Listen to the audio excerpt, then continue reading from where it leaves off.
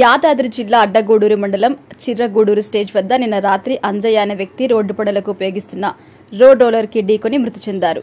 వీడీబీ కంపెనీకి చెందిన రోడ్ రోలర్లు రహదారికి అడ్డంగా ఉంచడం వల్లే అంజయ్య మృతి చెందాడు అంటూ అంజయ్య మృతదేహంతో బంధువులు రాస్తారోకో భారీగా ట్రాఫిక్ జామ్ ఏర్పడింది. వలిగొండ తొర్రూరు రహదారిపై కిలోమీటర్ మేర నిలిచాయి వాహనాలు.